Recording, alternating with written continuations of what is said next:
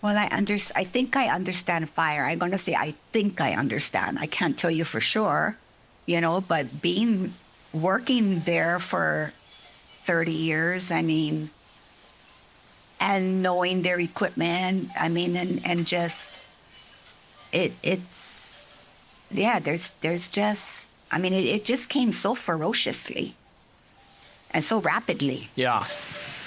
That. That's why I asked if you had any idea what time the fire started, because when it boils down to it, we think we left home around 4 o'clock, but we don't even know for sure. I mean, we didn't even look at our watches or anything. It's like, we didn't even know what time we left. Yeah.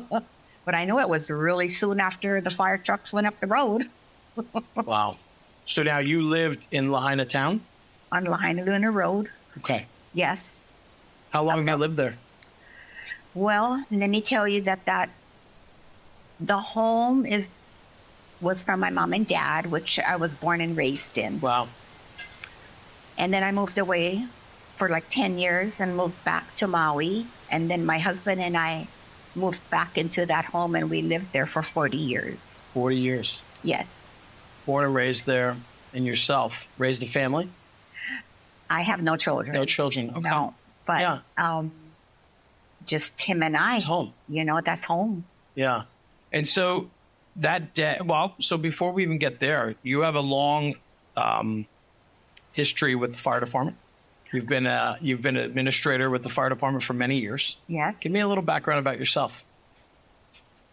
Well, a little background about myself.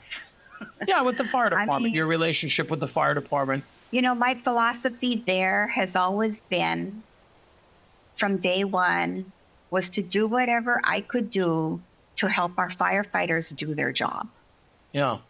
If they had needs and if they would come to the administration office, if it's something that I could help them with, whether it be professional or business, or personal, sure. With their children or sure. their families. I felt like that's why I was there. I saw some firemen from when they came in so young. Raise their families, their children go off to college. It was more of a family thing. Everybody was so close, really, really close. Yeah. Yeah. I think that's one part of the story that I've really been picking up over the last few days that I've been here is there's so many parallels between the Hawaiian culture, the way of the island, if you will, here in Maui, and then in relation to and how it parallels really what the fire service stands for with family, brotherhood, sisterhood. There's a lot of parallels between, which I find striking because in the aftermath of devastation, this sense of community and pride, picking one another up, people lending a hand, people dropping everything of their own to do what they can for their neighbor. That seems to be not even a question. It's our lifestyle. Yes. Yes. Yeah. It's like you would take the shirt off your back to go help your neighbor, or, if they need help. That's just how our culture is, I believe. I believe it. Yeah. I've seen it. I'm watching it firsthand through the conversations, through the people I'm meeting and talking with. It's refreshing to hear that, because that's not the case in so many places these days. There's so much decisiveness. There's so much division within a lot of our communities these days. We've polarized people, the conversations. And we lose track of the importance of community. I think, for me, a little story about myself. Growing up, my father was a firefighter. He was the mayor of my small town that I grew up in. So we had this sense of civic duty and civic pride. And I think that we are lacking that more than ever. And yet I come here, and through tragedy, maybe it's personified now more than ever, but I have to believe that is the cultural belief here long before the fires came is that you looked out for one another, and neighbors helping neighbors is an everyday occurrence. Correct. Yeah. Yes. And you carried that to the firehouse in the fire department. And the Yes. fire department gave you that same sense of Yes. family. I mean, it's my upbringing also. I mean, whatever. My parents raised me to work hard, be honest, put in your honest day's work. And if you can help someone, you know, by God, help them, Yeah, you know? absolutely. Yes. So take me back then to August 8th, the fires that occurred. I know that they were dealing with multiple fires around the island. You yourself, knowing the fire department and their capabilities, and before we even started, you know, I had asked you a question about something that was important to you that you wanted to say, and you talked about the abilities of the fire department. We're going to get to that, and you knowing the abilities of the fire department, but the fires themselves. I had heard that you had seen it very early on the Yes. beginning stages of this. I believe Yeah. that's what I saw. Yeah, You know, can we backtrack a little absolutely. bit? Okay. Please. On August 8th, that was a Tuesday, and that's my day to leave Makawao, leave this house to go home. Okay. I come and spend Sunday, Monday nights up here with my dad. Nice. When I woke up Tuesday morning, all I saw was a glow up on the mountain up here with the fire Yeah. going, you know? But it was really, really windy, and I stayed up here till about 1 o'clock.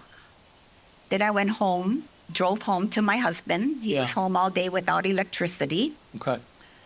And when I was getting into Lahaina, I know it had to have been almost 2 o'clock.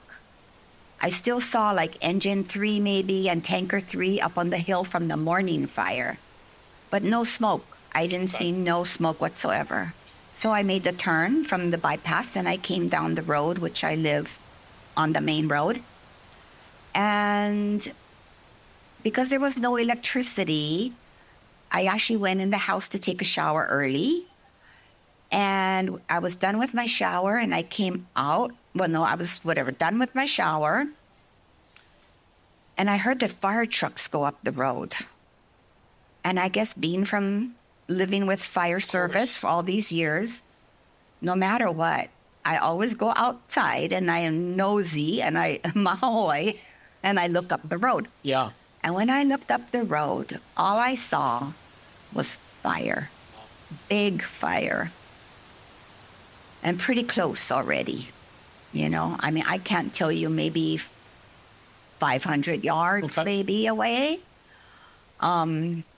So I came into the house and I told my husband, I says, you know, we need to leave. I mean, it's the wind and just orange smoke. It's like by the time I went back in the house, our smoke alarms were going off In the home. in the home. Wow. Yes. There's been vegetation fires before, for sure. And of course, over all your years as an administrator with the department and so on, you're certainly aware of some larger scale fires that have happened. Have you ever seen or sensed anything like that before? Never that urgency. Back in 2018, and I'm not sure if you heard about Yeah, that I'm fire. familiar. Yes. You know, that was a very, very large fire too. However, it wasn't as rapid moving, I believe. Yeah. It was really long, but the department, I think, had time to stage in certain areas to protect the structures, the homes that were being threatened. Right. But they had they're I mean, just looking at that, I get all chicken skin. It's like there's no way they would ever stop this fire that was just coming. It was a Consuming. force. I mean, Yeah. just and huge. And for you to think automatically that we need to get out, We need to leave. we need to leave. We're not gonna. Yeah, we need to leave.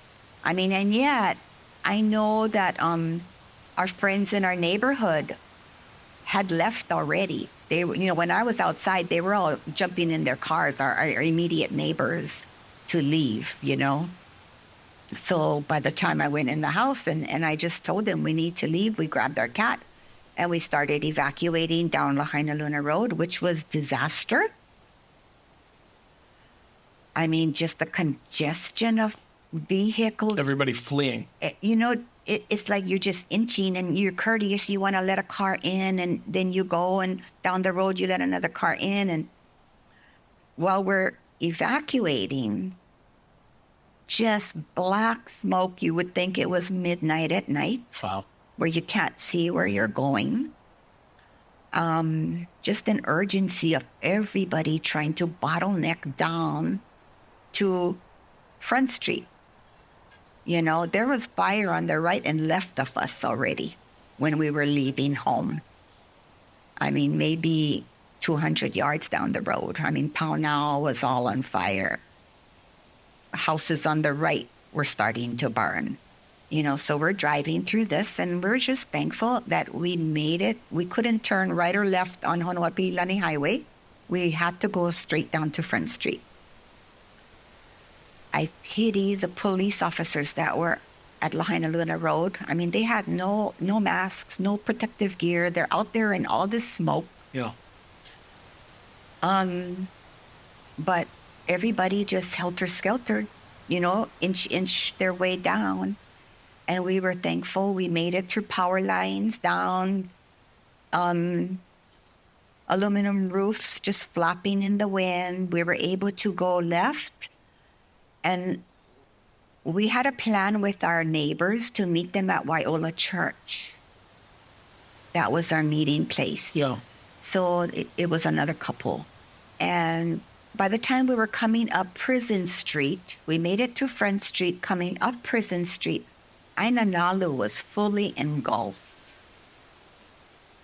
Just fully engulfed. So we were able to eventually make it to Wai'ola, and we stayed there watching the fire. The wind was blowing opposite, towards Kaanapali way. So we weren't like getting smoke or anything where we were. And we watched the fire maybe for a half hour or so. And as it was getting closer to the swimming pool area, we looked at each other, and I looked at them, and I says, you know what, we need to leave. We can't stay here. I mean, that fire is coming. So we got in our cars and we evacuated towards Tuamana, up Lanipoko Road.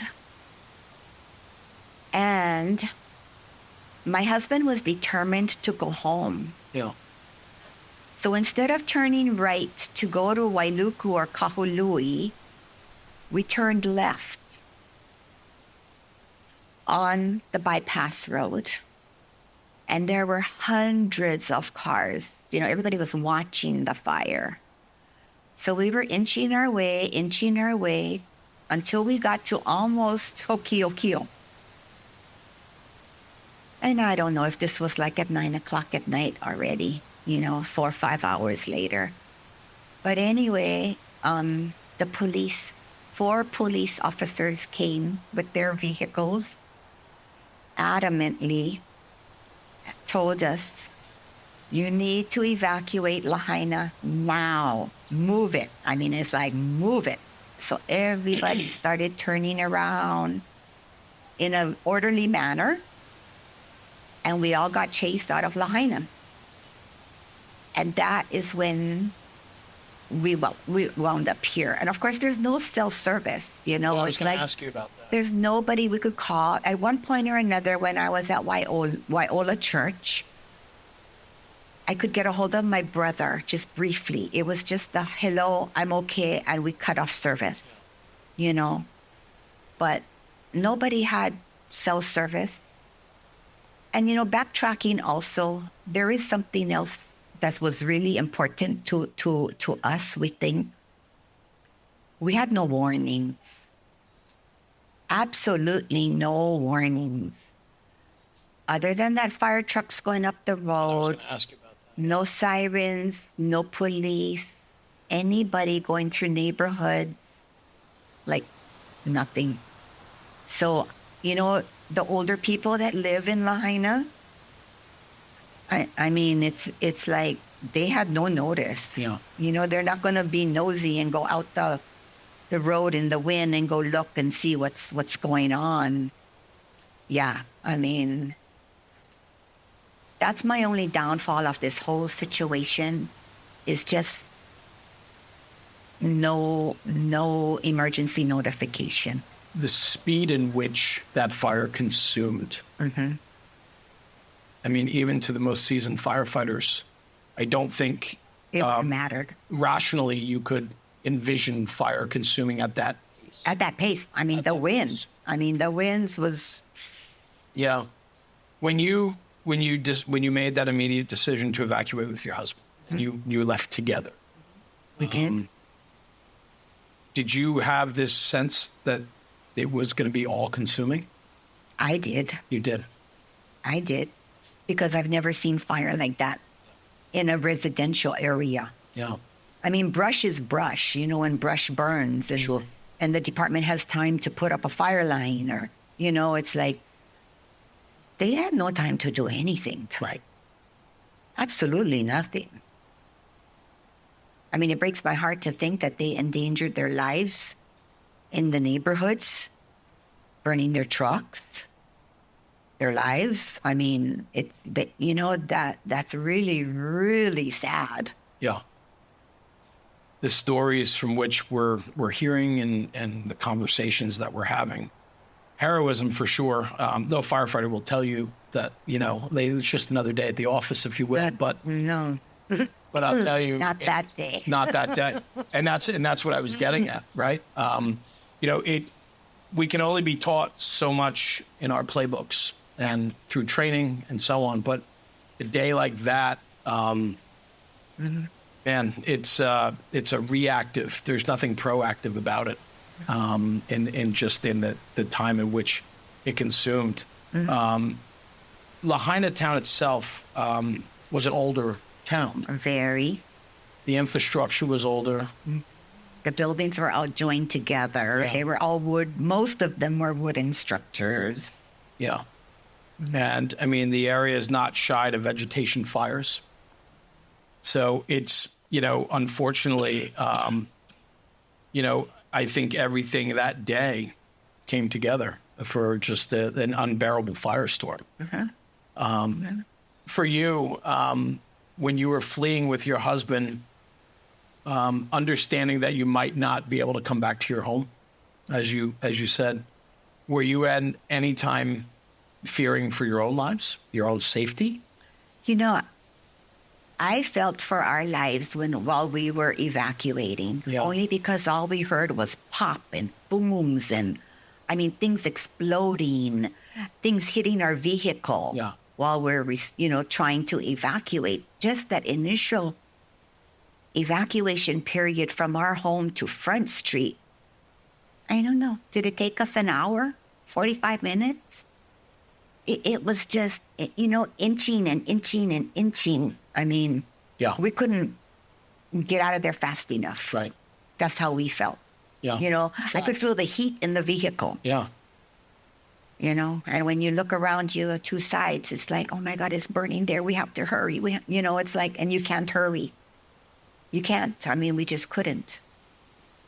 Making those decisions, I can't imagine making decisions like that under the duress that you were under. I mean, you know, do I stay? Do I not go? You know, do I go back to check on it? Do we continue to evacuate?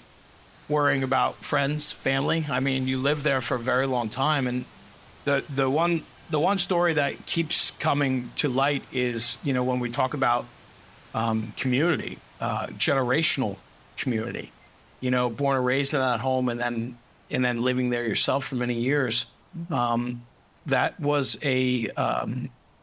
your safe place. Yeah, That was home. it was. Yeah. And still today, we still look at each other and we still say, let's go home. We want to go home. Yeah. Yeah. I mean, you know, that's our home. I mean, we left there with the clothes on our backs. Everything else stayed. I mean, pictures, you know, I mean, just everything. Everything stayed. Yeah. And if we didn't leave with just the clothes on our backs, we probably wouldn't have made it. That's, you know, a decision we had to make at that point in time. And to leave together. Yeah, I mean, To have one there was another. no way that I was going to separate, so I left my truck in the garage. You know, Which was it's okay. yeah. It's a material thing. Yeah. Yeah. Well, it's to have one another, to embrace one another, hold hands on the way out, believing and trusting in your partnership. And I mean, I part of some of the conversations I've been having today is, how firefighters manage their whole life when in the face of destruction like that and tragedy, where they're providing so much for others and yet their own families could be in the path. Oh, yeah. And hearing how many homes were lost and family members lost their homes. Yeah. It's a very hard conversation. Hearing some of those stories. It's not easy. Can't be easy. I don't, for you to sit here today with me and to share a little bit of your story, I'm humbled and honored to be sitting with you and to know that you're here safe with your husband. You know how thankful we are that we have a place to call home. I mean, we're not moving from hotel to a 60-day place. I feel for all these other families that have no place to go. Yeah. You know, I mean, we both feel so thankful and fortunate that my dad, whatever, we can live with my dad permanently. Yeah. You know? That is a big part of the conversation. And a lot of, through the relationships we're making here over the last few days, and as the week goes on, as we're going to be here, that is that cultural piece that keeps sticking out to me, is that that generational trust in their own families and the togetherness, the looking out for one another. That's a big part of this. To be able to have that, immeasurable. How do you measure that? So I'm grateful for you that you have that. And I think a big part of the story, though, is how many people are struggling on the physical side. It's not the emotional scars and the emotional trauma that you're all dealing with is going to be here for a long time to come, for sure. The physical pain is there for most, but many don't have a place to go. Exactly. Yeah. Exactly. I mean, we're so thankful every day that we have a place, and this house is all equipped. I mean, it has whatever. It's sure. It has everything. It's not like we have to start from scratch and go out. We needed to go buy clothes. Sure. But I mean, even that.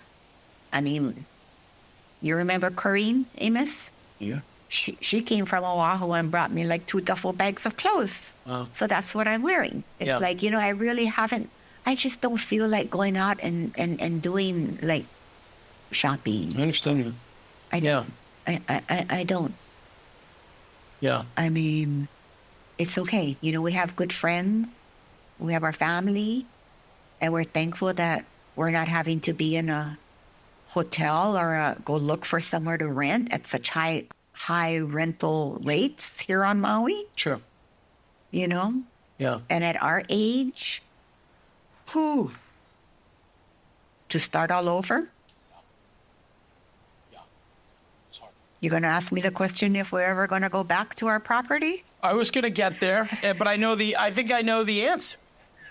Do I know the answer? We're never going to go. You're never going to. I don't intend to sell the property. We had no mortgage. I mean, whatever, we own the house outright. We will never rebuild on that piece of property because of the potential of it happening again. I mean, we live in a residential area. However, we are surrounded by feral lands. Yeah. Until the next time. We just can't, we cannot do it at our age. We will not do it that. Okay. I was wrong. Why? You thought we would go back? Okay, you would. We're too old to build a new home. I mean, realistically, honestly, and I could be wrong, are we looking at 5 years? That's the unknown right now, right? The conversation of what the rebuild, the revitalization is going to look like. Exactly. I mean, I know right now you can't even get back to the area. Mm-hmm.